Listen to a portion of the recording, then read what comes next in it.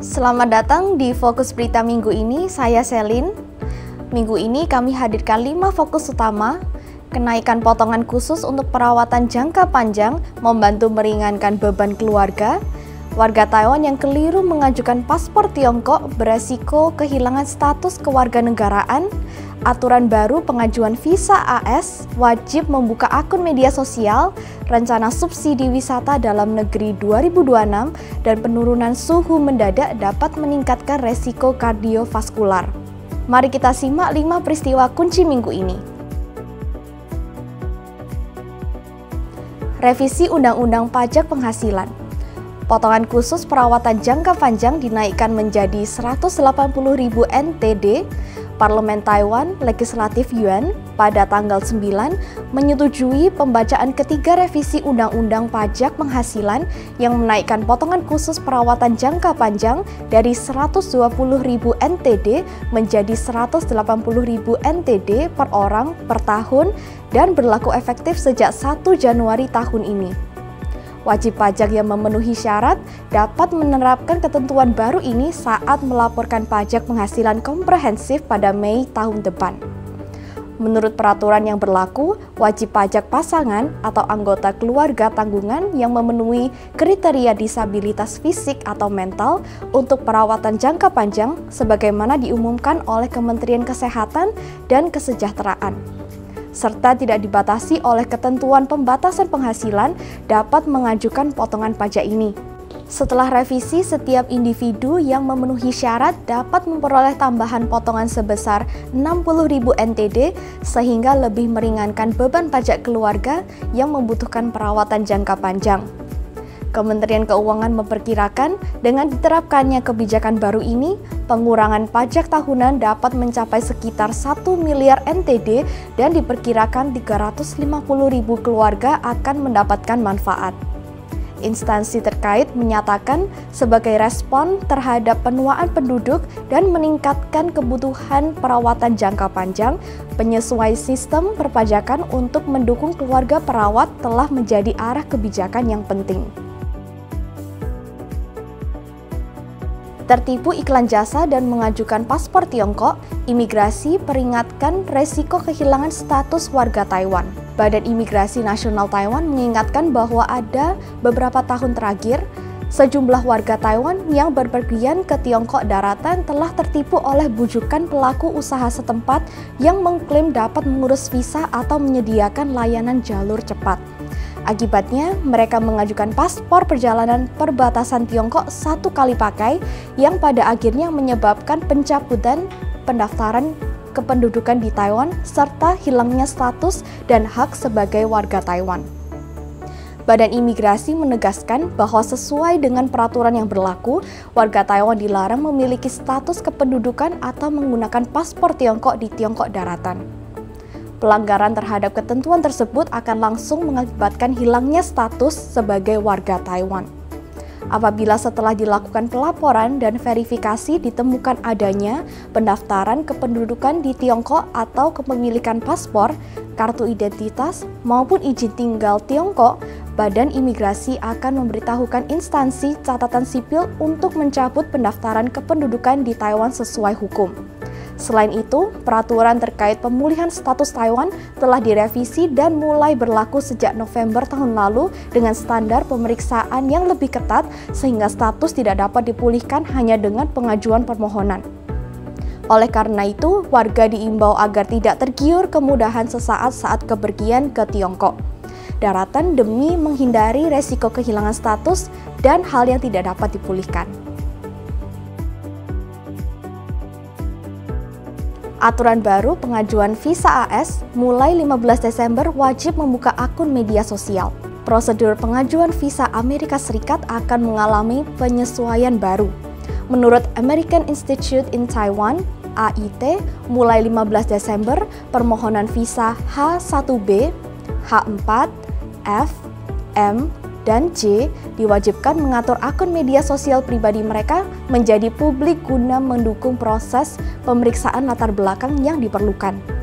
AIT menyatakan bahwa kebijakan ini diterapkan sesuai dengan hukum Amerika Serikat dan merupakan bagian dari proses peninjauan visa untuk membantu otoritas terkait memverifikasi identitas serta kelayakan pemohon untuk masuk ke Amerika Serikat.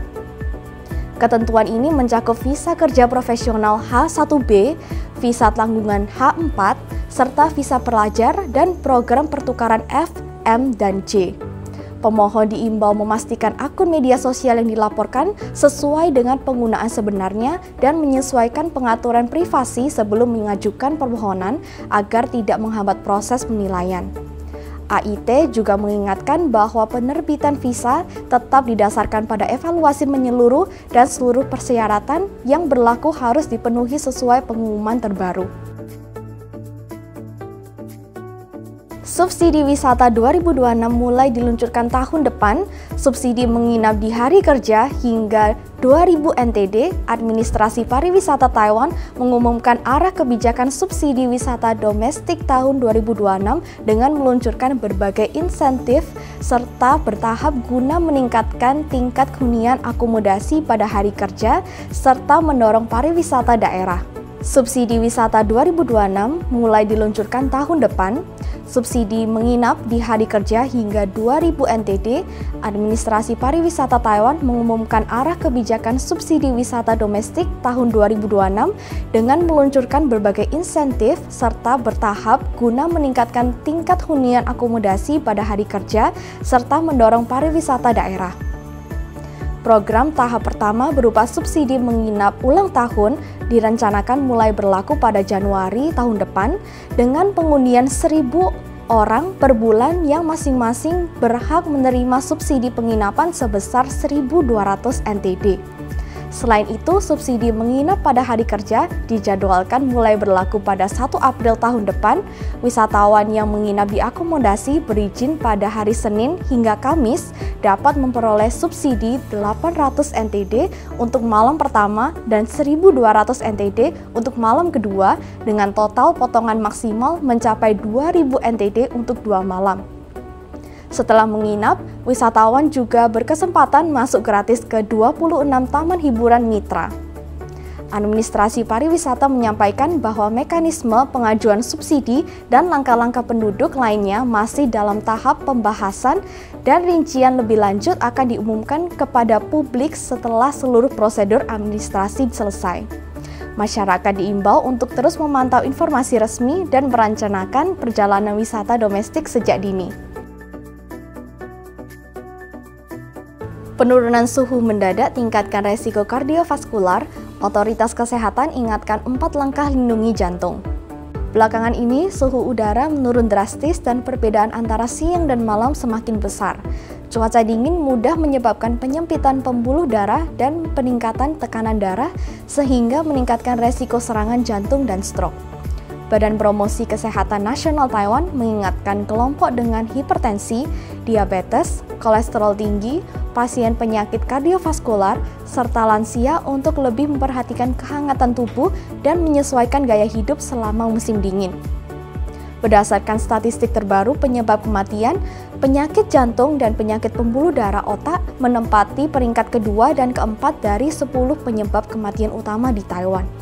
Menyikapi hal ini, Badan Kesehatan Nasional memperkenalkan 4 langkah perlindungan jantung dan otak yang mencakup menghindari aktivitas di luar ruangan pada pagi dan malam hari saat suhu rendah. Mengenakan pakaian yang sesuai suhu dengan perhatian khusus kepada kepala, leher, dan ujung anggota tubuh, serta tetap mencukupi kebutuhan cairan meskipun cuaca dingin sambil menghindari minuman manis, beralkohol, atau berkafein. Warga juga diingatkan untuk mewaspadai gejala peringatan serangan jantung atau stroke, seperti sesak nafas, nyeri dada, jantung berdebar, pusing, atau kesulitan tersenyum. Mengangkat tangan dan berbicara, serta segera mencari pertolongan medis jika gejala muncul. Badan Kesehatan Nasional menekankan agar kelompok beresiko tinggi tetap rutin mengonsumsi obat sesuai resep dan tidak menghentikan pengobatan sendiri guna melewati musim dingin yang aman. Terima kasih telah menyaksikan Fokus Berita minggu ini. Taiwan Immigrants Global News Network menemani Anda mengikuti perkembangan terkini, memahami Taiwan, sekaligus menghubungkan dunia.